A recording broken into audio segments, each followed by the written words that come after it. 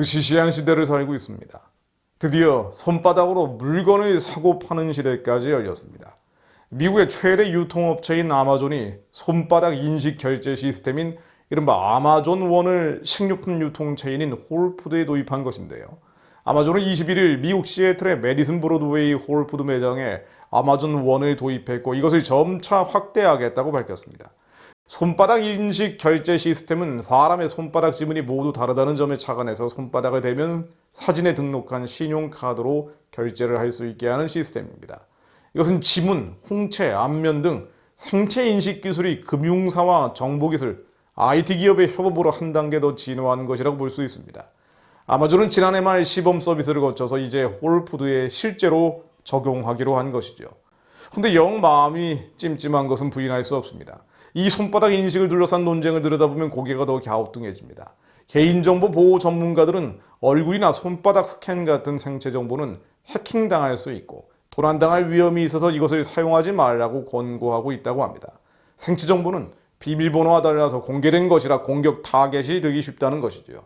그럼에도 아마존 측은 빠른 결제 시스템 도입을 통한 매출 증대를 이유로 이 시스템을 도입한 것입니다. 또 안전성도 계속 보완할 것이라고 자신하고 있습니다. 즉 여러 가지 거부감에도 불구하고 편리성과 경제성이 IT 기술 발달과 함께 가상화폐나 AI를 보편화시킨 것처럼 손바닥 결제도 일상화시킬 가능성이 높습니다. 특히 코로나 팬데믹은 비대면 결제 시스템 발달을 더 부추길 것이고요.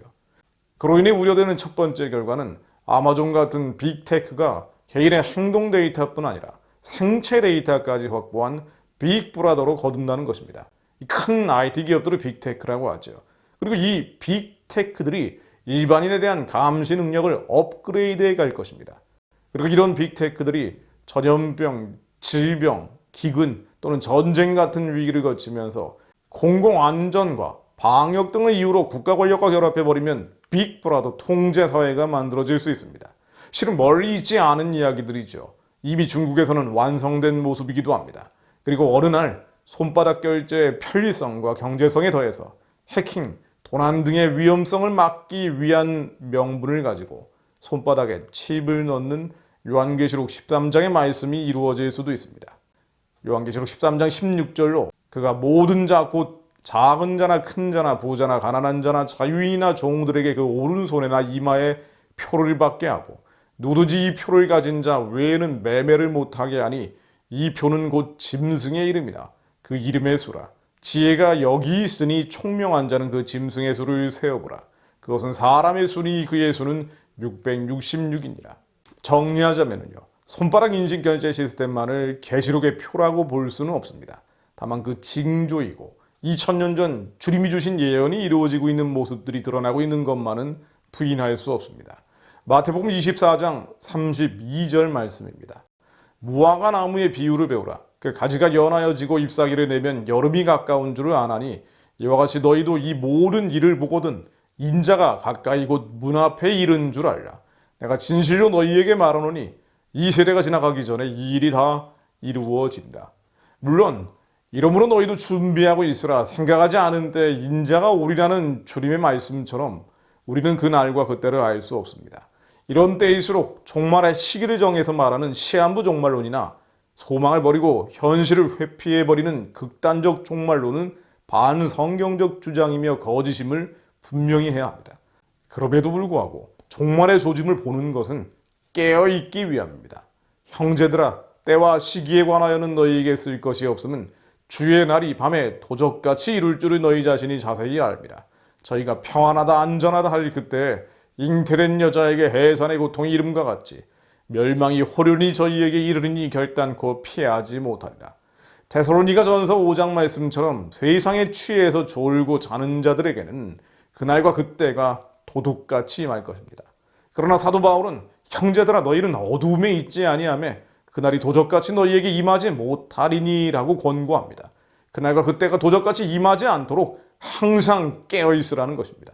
깨어서 정신을 차리고 이 세대를 본받지 말고 주님의 선하고 기쁘고 온전하신 뜻이 무엇인지 분별하여 행하라는 것입니다. 너희는 다 빛의 아들이요 낮의 아들이라. 우리가 밤이나 어둠에 속하지 아니하나니 그러므로 우리는 다른 이들과 같이 자지 말고 오직 깨어 정신을 차릴지라. 다른 이들과 같이 자지 말고 오직 깨어 정신을 차릴지라. 자는 자들은 밤에 자고 취하는 자들은 밤에 취하되 우리는 낮에 속하였으니 정신을 차리고 믿음과 사랑의 호심병을 붙이고 구원의 소망의 투구를 쓰자. 하나님, 세상 끝 대조짐들 앞에서 저희로 깨어있게 하옵소서. 잠들지 않게 하옵소서. 거짓 선지자의 미혹으로 극단적 종말론이나 시한부 종말론에 끌려가는 게 아니라 말씀으로 돌아가 믿음으로 기도하게 하옵소서.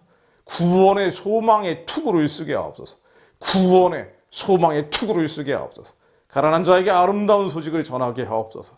마음이 상한 자를 고치며 포로된 자에게 자유를 갇힌 자에게 노임을 전파하게 하옵소서.